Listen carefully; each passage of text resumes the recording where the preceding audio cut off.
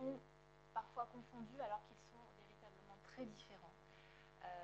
Donc l'objectif de ce webinaire est de vous apporter des informations de base sur ces règlements pour que vous en compreniez les caractéristiques et les différences et que vous les utilisiez correctement. J'espère que tout le monde m'entend bien. Hop là, je remets le micro. Voilà. Alors, lors de cette présentation, je commence tout d'abord effectivement par le préambule en vous disant que tout se négocie et les modalités de règlement font vraiment partie intégrante de la négociation et dès le tout début d'un marché. Puisque bien sûr vous avez vos conditions générales de vente, où parfois les conditions de règlement font déjà partie, mais vous allez au cours de la négociation pouvoir détailler plusieurs éléments et notamment les modalités de règlement qui sont un levier de négociation parce qu'ils comprennent beaucoup d'éléments qui peuvent faire partie d'un échange et ça peut être donnant-donnant, un acompte par exemple contre éventuellement une garantie de restitution d'acompte. Il y a beaucoup de marchés où par exemple quand vous payez d'avance vous avez une réduction sur le prix d'achat. Donc il faut négocier ces éléments, donc le montant des acomptes, les délais qui seront ou non accordés, le moyen de paiement qui sera utilisé, est-ce que dans votre marché il y aura des garanties bancaires ou non. Tout ça sont des éléments à aborder vraiment très tôt dans la négociation. D'autant que si on part sur un mode de règlement documentaire, et vraiment là pour le coup ce sera obligatoire pour un crédit documentaire, il faudra se renseigner au préalable sur la banque, les banques qui seront concernées. Donc faites vraiment appel très tôt, démarrez les échanges sur les modalités de paiement dans vos négociations. L'utilisation des modes de règlement documentaire peut répondre à plusieurs besoins. Déjà, un besoin de sécurisation. J'ai l'impression qu'on ne m'entend pas beaucoup. Alors voilà, je remonte le micro. Est-ce qu'on m'entend mieux comme ça? D'accord. Bon, j'espère que vous avez quand même entendu avant. Oui. Alors, l'utilisation des modes de règlement documentaire donc, peut répondre déjà, premièrement, à un besoin de sécurisation de l'opération. C'est bon maintenant? Besoin de sécurisation qui est plus ou moins fort et pour le coup, les deux techniques dont on va parler ce matin ont un niveau de sécurisation qui est très très différent.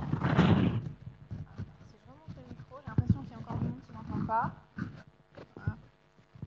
Ouais, je vois les... Ici. D'accord. Bon, normalement on m'entend, j'espère. Donc besoin de sécurisation plus ou moins important et du coup l'outil à utiliser ne sera pas le même. Il y a aussi parfois des obligations réglementaires. Je prends notamment le cas de l'Algérie où vous êtes obligé de passer soit par une remise documentaire, soit par un crédit documentaire. Et puis évidemment, il y a des questions d'habitude. Alors, juste ne vous inquiétez pas si vous n'avez pas tout entendu depuis le début. Là, on est vraiment sur un préambule et globalement, ce qui est indiqué à l'écran suffit à la compréhension. Tout ce que je vous dis là, c'est juste que dans la négociation, dès le début, enfin très tôt dans la négociation, il faut parler du règlement et voir comment les deux parties, acheteurs et vendeurs, peuvent trouver un terrain d'entente sur ce règlement. J'ai l'impression qu'il y a encore des personnes qui ne m'entendent pas bien. On va essayer de continuer quand même. Bon. Alors, dans cette présentation, on va tout d'abord aborder le principe de base, justement, de ces règlements documentaires. On verra ensuite, technique par technique, les caractéristiques donc, de la remise documentaire et du crédit documentaire. Je vous donnerai ensuite quelques critères de choix, même si, bien sûr, chaque opération est à regarder au cas par cas.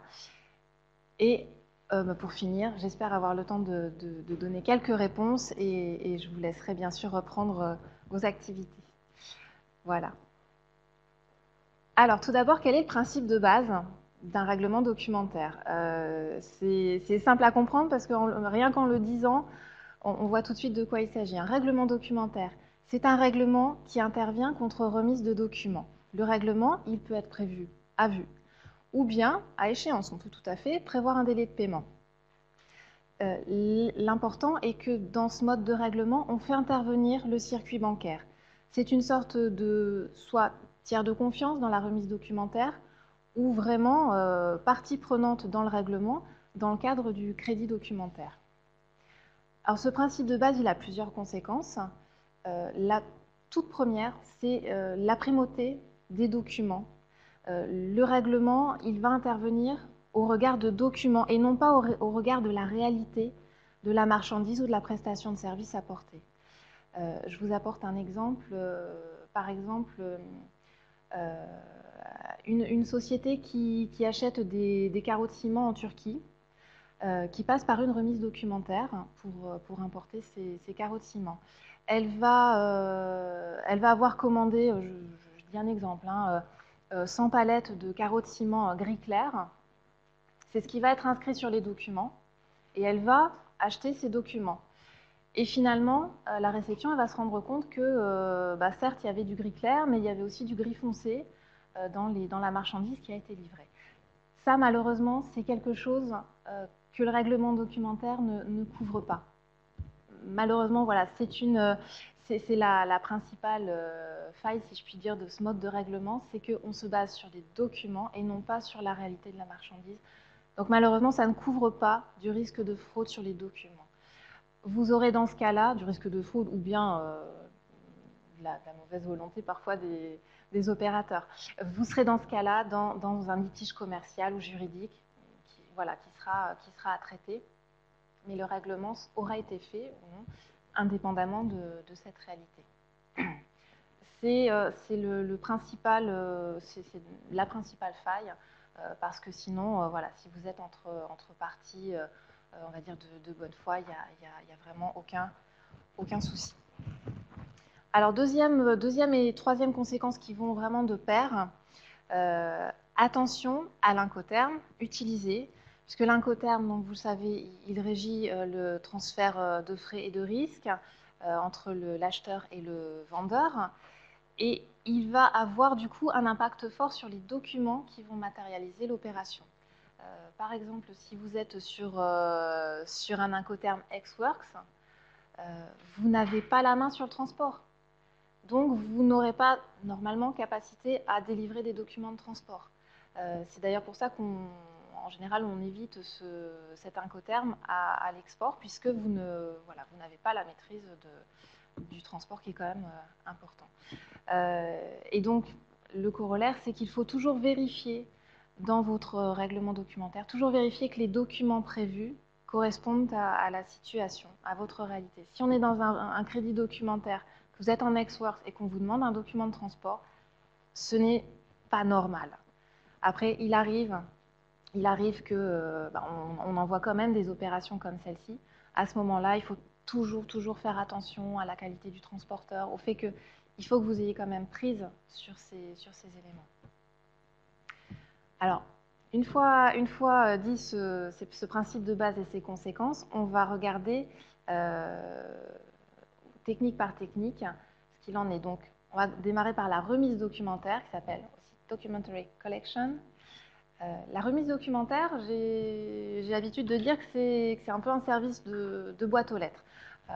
Il s'agit d'un mandat donné par un client à sa banque de remettre des documents à son acheteur contre paiement.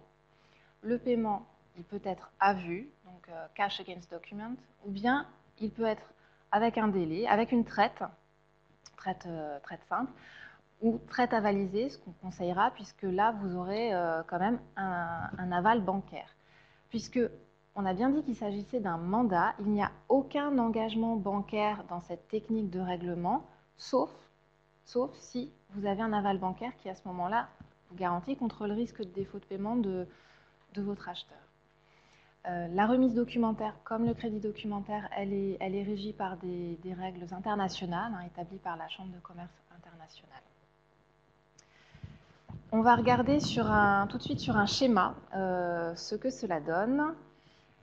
Ici, voilà, vous avez le schéma classique d'une remise documentaire avec d'un côté l'exportateur, qui est ici donc donneur d'ordre, et un importateur ici qui va être bénéficiaire. Je crois qu'il y a une petite coquille sur le schéma. C'est pas grave, je vais juste vous parler d'exportateur et d'importateur.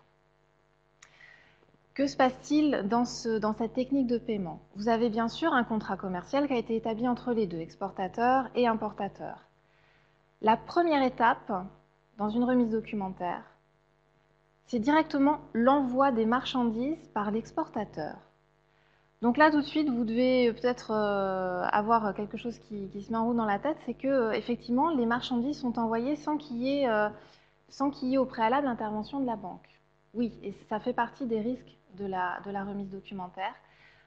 C'est que l'exportateur envoie d'un côté ses marchandises à l'importateur et parallèlement, en deux, il transmet les documents qui vont pouvoir permettre à l'importateur de prendre possession de la marchandise, donc facture, document de transport, documents permettant le dédouanement. Il va les transmettre à la banque remettante, donc sa propre banque, qui va les faire transiter, là je déroule le schéma, donc qui va les faire passer à la banque présentatrice avec les instruments de paiement qui sont indiqués. Cette banque présentatrice, en numéro 4, va les proposer à l'importateur qui les remettra contre, comme nous l'avons vu tout de suite, paiement ou acceptation d'une traite. Et la dernière étape est effectivement ce paiement. Donc, dans ce schéma, l'intervention de la banque est uniquement un transfert de documents. On met un tiers de confiance entre l'exportateur et l'importateur pour que on va dire, chacun soit sécurisé dans le sens où il n'y en a pas un qui fait une démarche avant l'autre. Enfin, c'est donnant-donnant. L'exportateur envoie ses documents. L'importateur, s'il veut récupérer les marchandises, sera obligé d'avoir une action, soit un paiement direct, soit engagement de paiement. Mais il n'y a pas d'engagement bancaire. Le seul engagement bancaire qu'il pourrait y avoir, c'est si la banque de l'importateur décide d'avaliser la traite, enfin c'est l'exportateur qui le demande bien sûr, d'avaliser la traite, ça lui fait une petite garantie contre le paiement. Mais on va le voir ici dans les avantages et les inconvénients, je passe rapidement là. L'avantage de cet outil, c'est que vraiment c'est un outil très simple, très souple. Il n'y a pas de délai particulier. L'exportateur envoie ses marchandises un peu quand bon lui semble. Bien sûr, il faut essayer de respecter le contrat commercial, mais il n'y a pas d'obligation. Le coût est assez faible, on est sur du coût administratif. Et c'est un outil qui permet de laisser un délai de paiement. Par contre, les risques sont assez forts. Et le premier, c'est le refus des documents par l'acheteur.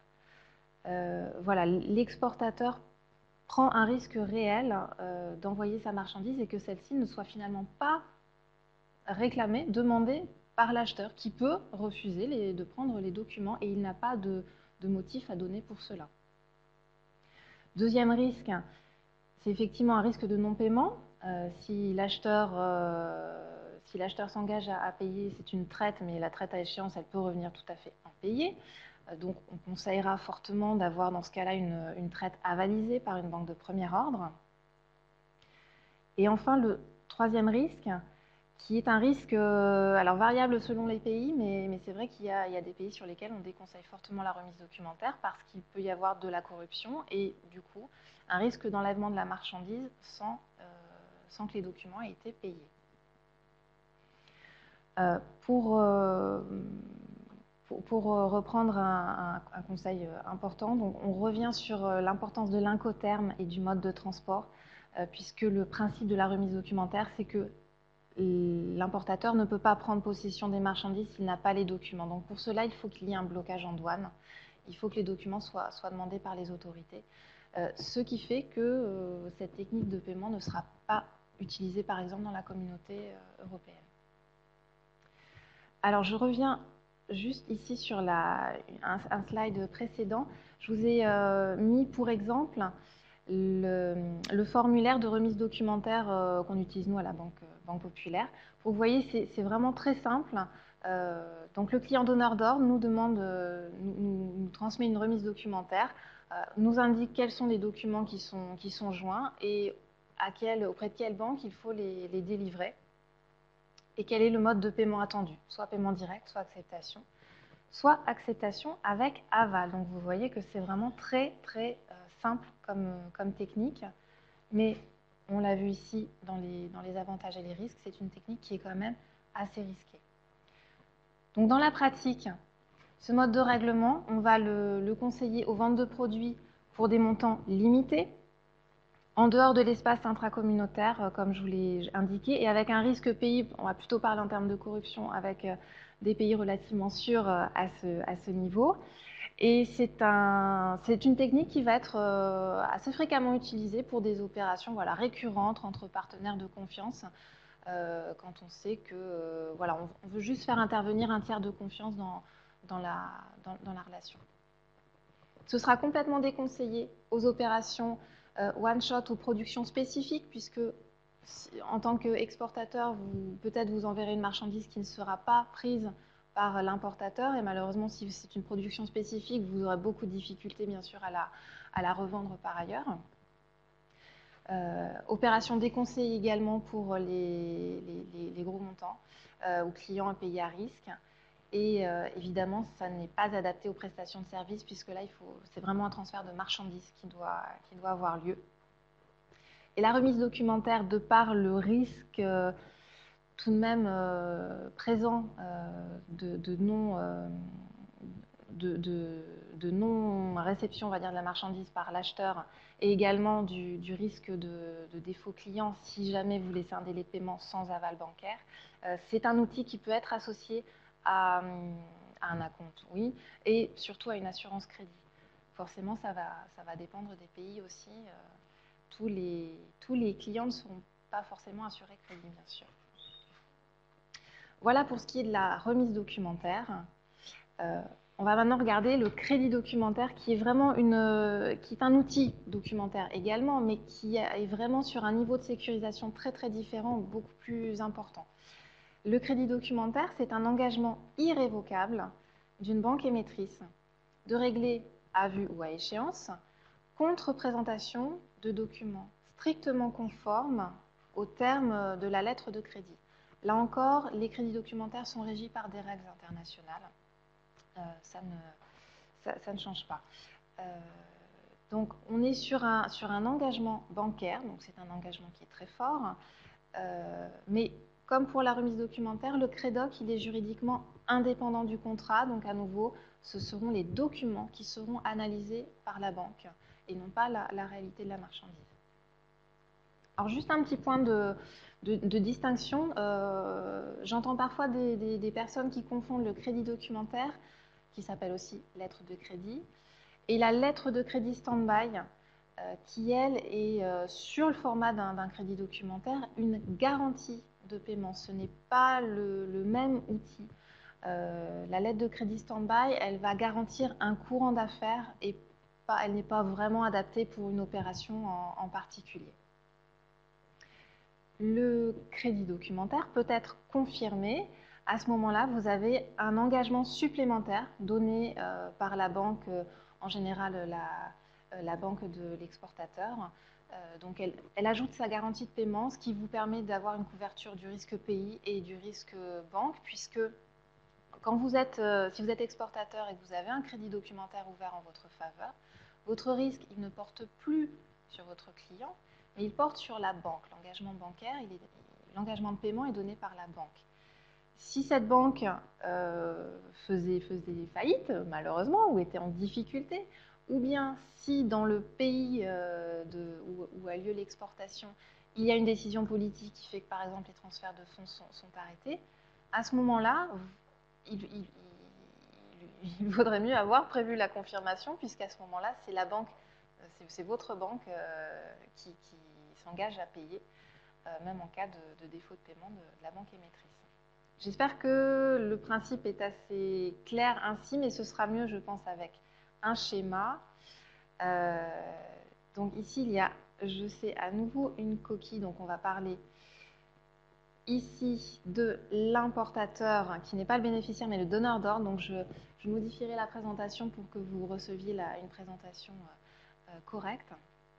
Donc l'importateur, il est sur le côté gauche, l'exportateur, il est lui bénéficiaire et pas donneur d'ordre, l'exportateur sur le côté droit.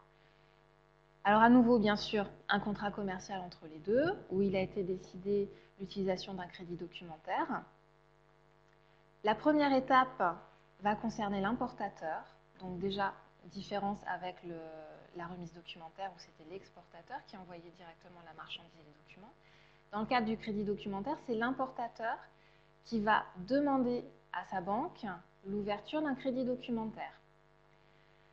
Il faudra bien sûr qu'il ait une ligne d'engagement correspondante. Ça veut dire que la banque, elle considère que ce client est solvable, qu'il est de qualité, et elle va se porter, elle va émettre le crédit documentaire pour son compte. La banque émettrice, ici, elle va donc procéder à l'ouverture du crédit documentaire, c'est l'étape 2. J'ai même envie de rajouter une étape intermédiaire parce que ce que nous, en tant que conseillers, on vous suggère, c'est de recevoir un brouillon du crédit documentaire avant l'émission réelle de la lettre de crédit, tout simplement parce qu'un crédit documentaire, c'est quand même un document qui engage sur un certain nombre de points. Et il faut tout vérifier dans les détails et il est très fréquent qu'il y ait des petites modifications. Parfois, ce sont juste des ajustements, parfois, ce sont vraiment des points importants qu'il faut modifier. Si on a un brouillon, on peut modifier sans frais. Je pense que ça va intéresser tout le monde. Alors qu'une fois que le crédit documentaire est ouvert, toute modification nécessitera d'utiliser le système SWIFT et forcément, ce sera facturé. Donc, je reprends le schéma. Donc, la demande d'ouverture, elle est faite par l'importateur à sa banque. Sa banque va ouvrir le crédit documentaire, donc c'est l'étape 2 en bas, et elle va le transmettre à la banque notificatrice, c'est-à-dire la banque en général de l'exportateur. La banque de l'exportateur va notifier à son client l'ouverture du crédit documentaire. La notification, c'est justement un courrier, ça peut être par mail également, qui va reprendre tous les champs du crédit documentaire. Cette notification, elle n'engage pas, au sens du paiement, la banque de l'exportateur. On reste à ce moment-là sur un engagement qui est émis par la banque de l'importateur. Si vous souhaitez avoir une confirmation, c'est-à-dire que votre banque, en tant qu'exportateur, vous apporte elle-même sa confirmation, alors elle devient confirmatrice et forcément, c'est un frais supplémentaire, mais c'est une garantie supplémentaire pour l'exportateur. Donc cette notification peut avoir lieu avec ou sans confirmation.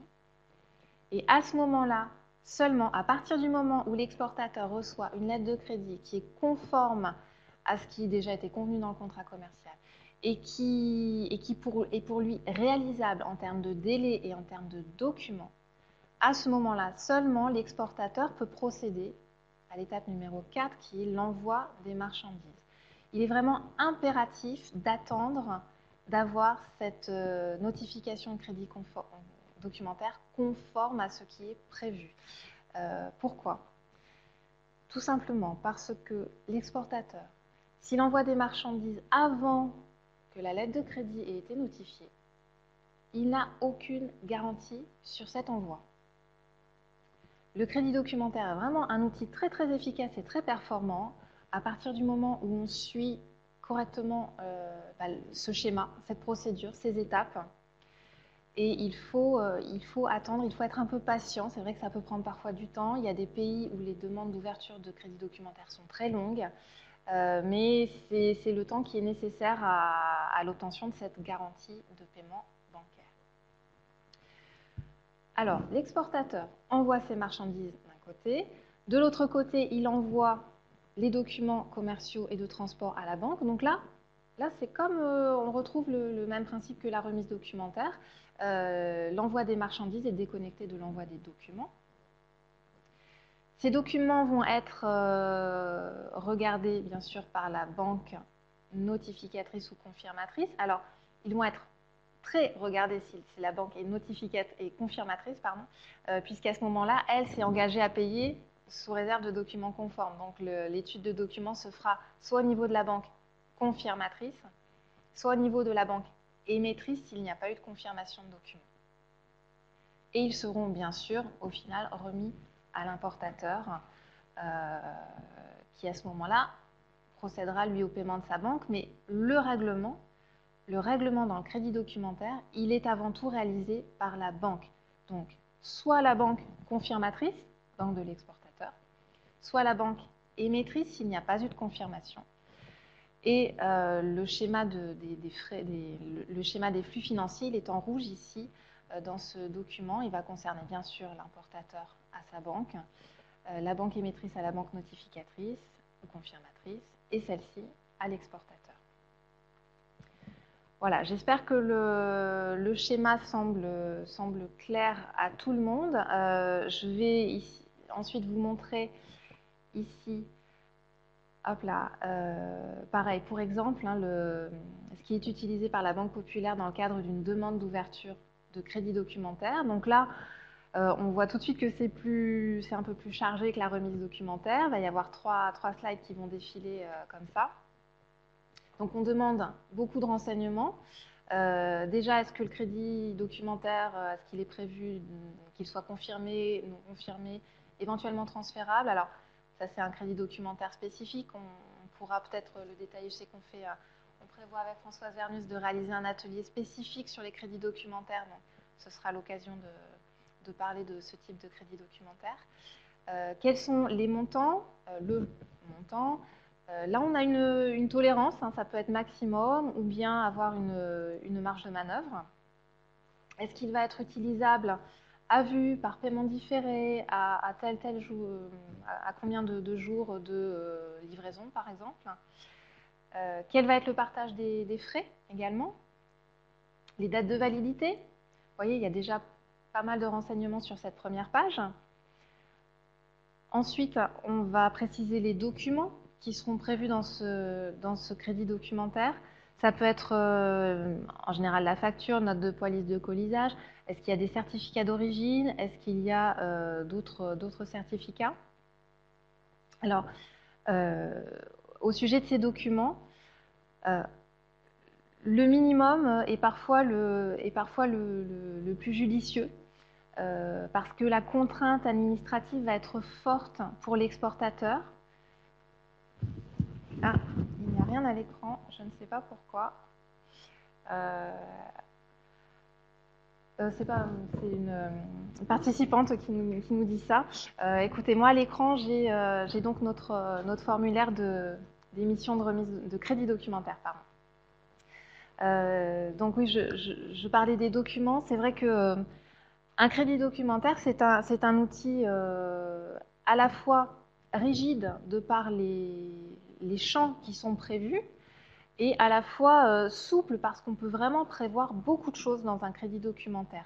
Mais plus on en prévoit et plus il est difficile pour l'exportateur de réaliser ce qui est demandé. Donc on vous conseillera toujours de limiter au maximum le nombre de documents, de ne conserver que les documents qui sont nécessaires pour l'importation, donc ce qui est demandé par les autorités du côté de l'importateur, parce que si vous multipliez les certificats, les documents, c'est vraiment un risque fort d'irrégularité. Et la garantie du crédit documentaire, elle repose normalement sur le principe que les documents soient conformes. Dans ce bordereau de crédit documentaire, on parle aussi bien sûr des dates, donc expédition, alors les lieux et les dates. Lieu d'expédition, lieu de destination, expédition le plus tard, la date la plus tardive autorisée. Est-ce qu'il y a des expéditions partielles autorisées ou est-ce que tout doit être expédié en une seule fois? Est-ce que les transbordements sont autorisés ou interdits? Voilà, encore beaucoup d'éléments sur lesquels il faut qu'il y ait un échange entre acheteurs et vendeurs. Et enfin, on peut décrire bien sûr rapidement la marchandise, éventuellement ajouter la proforma, mais on conseille quand même de ne pas faire de la proforma un document du crédit documentaire parce qu'il peut y avoir des petits changements. Et un petit changement sur un crédit documentaire, ça peut faire une réserve. Une réserve, c'est une porte ouverte à un refus des documents de la part de la banque émettrice. Donc c'est quelque chose à prendre très au sérieux. Bien sûr, il y a des petites réserves. Vous savez que votre acheteur, il souhaite quand même la marchandise. Les réserves seront levées. Mais parfois, malheureusement, ça peut justifier un refus des documents alors que vous pensiez qu'ils étaient corrects. Donc nous, en tant que banque des exportateurs, on vérifie aussi, on propose une vérification des documents avant l'envoi à la banque émettrice, même si on ne confirme pas le crédit documentaire. Donc tous ces éléments vont être repris dans le crédit documentaire sous plusieurs champs. Alors ici, c'est juste pour information, je vous ai indiqué le numéro des champs qui apparaissent dans un crédit documentaire. Alors ils n'y sont pas forcément tous, je pense notamment aux détails de paiement ici. Là, il y a plusieurs types de paiement, donc vous n'avez pas forcément toutes les lettres à chaque fois, mais voilà ce qui ressortira dans le crédit documentaire.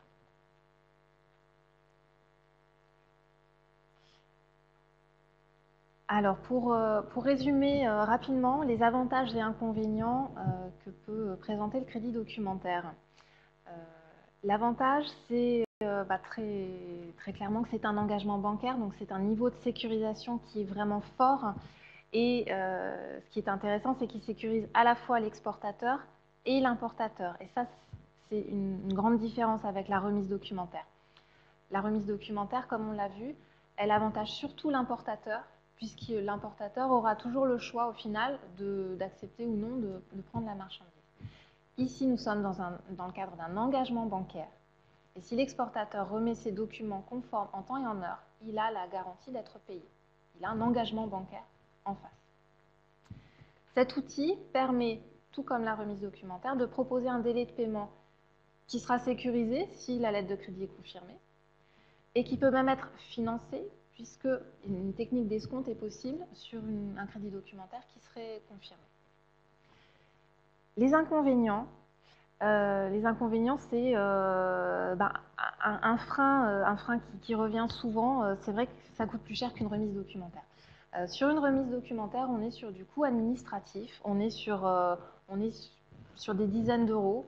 Alors selon les opérations, hein, ça peut s'élever à 100, 120 euros maximum, mais on compte plutôt en dizaines. Sur un crédit documentaire, on va compter en centaines d'euros.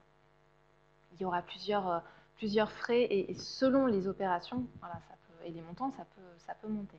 Mais en tout cas, cet inconvénient, il est quand même, il est vraiment contrebalancé par le niveau de sécurisation que le produit offre. Un autre inconvénient, il faut quand même le reconnaître, le formalisme est plus ou moins lourd selon les opérations. Donc vous pouvez avoir des crédits documentaires qui vont être très simples avec 3 documents et une seule expédition et ce sera très facile. Et puis il y a d'autres crédits documentaires qui vont être compliqués, qui vont être avec des paiements mixtes, paiements différés, qui vont être avec plusieurs certificats différents à obtenir. Ça peut, avec plusieurs expéditions, voilà, ça peut être vraiment compliqué aussi, il faut le reconnaître. Donc, mieux l'opération sera préparée en amont et mieux se passera le crédit documentaire. Les risques existent d'irrégularité pour l'exportateur selon les documents demandés. C'est pour ça que je vous l'ai déjà indiqué. Plus la liste de documents est réduite, mieux c'est.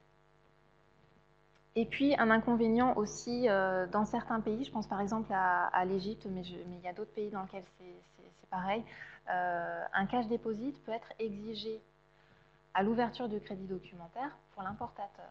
Ce qui fait qu'en termes de trésorerie, voilà, il y a des pays avec lesquels ce sera difficile pour l'importateur de passer par un crédit documentaire parce que lui, il faudra qu'il mette toute sa trésorerie avant d'obtenir sa marchandise.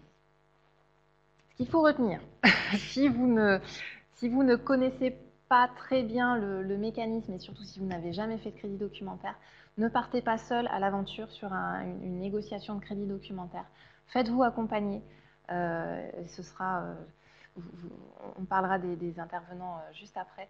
Faites-vous accompagner un maximum et préparez le plus en amont possible les opérations. Dans la pratique, le mode de règlement, crédit documentaire, il est à privilégier vraiment parce qu'il est vraiment sécurisant pour les opérations avec des clients à risque ou des pays à risque, pour des opérations de gros montants, pour des fabrications spéciales pour lesquelles vous voulez vraiment être certain que le client paye ce qu'il a commandé. Il est aussi d'usage dans certains secteurs d'activité comme textile ou high-tech par exemple. Un crédit documentaire, comme je vous l'ai dit, ça peut être très très souple, donc il peut prévoir le versement d'un acompte, on peut prévoir des garanties de marché à l'intérieur d'un crédit documentaire, ou alors il peut concerner que le solde d'une opération, tout est envisageable. Et c'est vrai que j'ai beaucoup parlé des échanges de marchandises, mais l'avantage du crédit documentaire par rapport à la remise documentaire, c'est que c'est un outil qui permet de sécuriser également le paiement des prestations de services. Donc bien sûr, il faut adapter les documents du crédit par rapport à cette situation, mais c'est tout à fait faisable. Ce qu'on conseillera bien sûr, c'est de limiter au maximum les documents à obtenir signés de la part du client, qui éventuellement pourrait être de mauvaise foi et ne pas remettre ces documents. Donc il faudra toujours essayer d'être vigilant par rapport à ça. Voilà, donc on a regardé remise documentaire, on a vu aussi ce qu'il en était du crédit documentaire. Ici, je vous ai mis quelques critères de choix, mais c'est à prendre pour un outil, mais pas absolu, hein, puisque vraiment chaque opération est spécifique. On peut dire que globalement, et comme Françoise le disait en introduction, votre choix il va être déterminé par le client, le pays, le montant de votre opération, le degré de personnalisation de vos produits. Mais tout ça va constituer un ensemble et en fait, à chaque fois que vous aurez un de ces éléments qui sera sur un curseur de risque élevé, il faudra penser au règlement tel que, notamment crédit documentaire.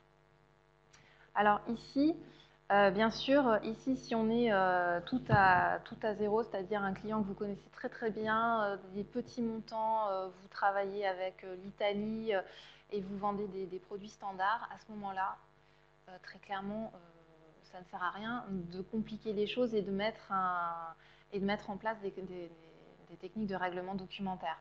Un paiement par virement à échéance avec une assurance crédit derrière au cas où, je pense que ça suffira largement.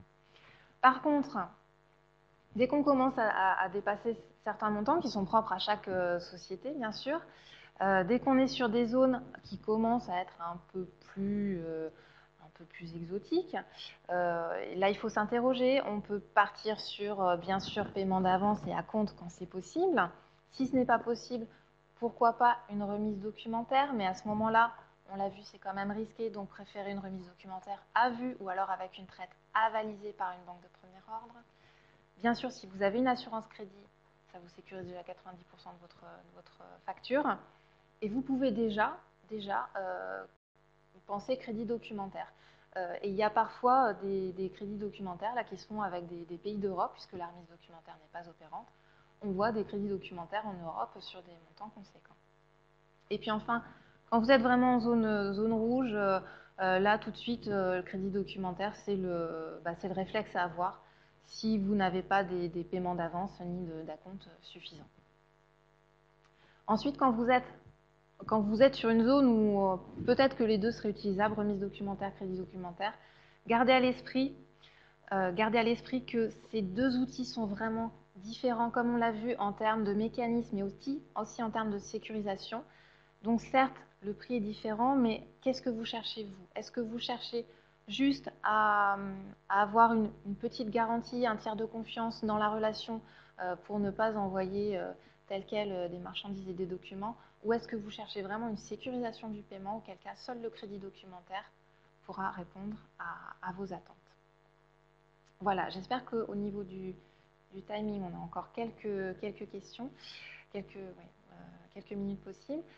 En conclusion, moi j'ai surtout envie de vous dire voilà ce que j'ai abordé là. Ne vous lancez pas seul dans ce type d'opération. Vous avez la Chambre de commerce qui peut répondre à vos interrogations, les réseaux d'entreprises, vous avez les douanes, les transporteurs, les transitaires. Interrogez ces conseils pour organiser au mieux vos opérations et faire les bons choix. Voilà, quand on a l'information, on peut choisir de manière éclairée. Voilà, merci pour votre participation. J'espère que tout a été clair. Bien sûr, vous aurez la présentation qui vous sera envoyée après correction de ces deux, trois coquilles que j'ai aperçues. Voilà. Pas de souci. Merci pour votre participation. Juste en conclusion de cette réunion, j'aimerais vous dire que pour les crédits documentaires, et ça c'est de par l'expérience et les dossiers qu'on a relus, ne faites pas confiance les yeux fermés à la liste de documents que vous envoie votre client.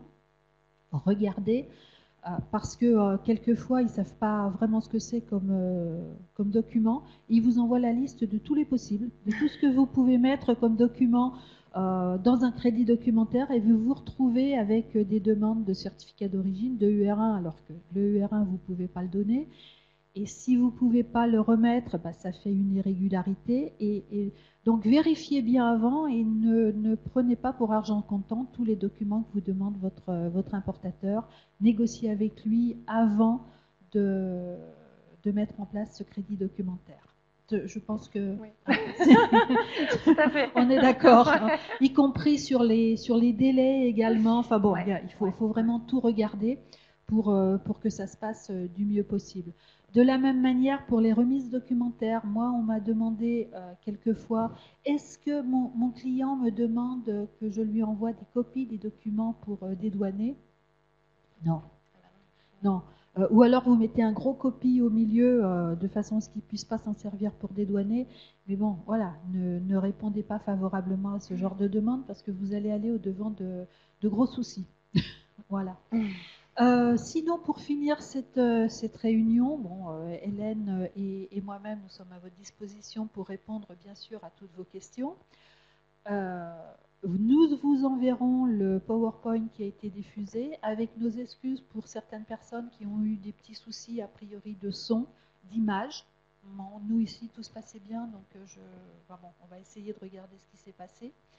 Et puis, pour finir, au mois de mai, nous avons une formation sur les crédits documentaires, mais vraiment une formation pour les gens qui veulent revoir les bases et non pas rentrer dans vraiment le détail. Donc, si vous avez des personnes qui vont commencer à faire des crédits documentaires ou qui veulent vraiment apprendre les bases, je vous enverrai également cette formation avec la présentation d'aujourd'hui. Je vous remercie. Merci Hélène. À tous, merci. Et puis à bientôt pour un prochain webinaire. Bonne journée à tous. Bonne journée. Au revoir. Au revoir.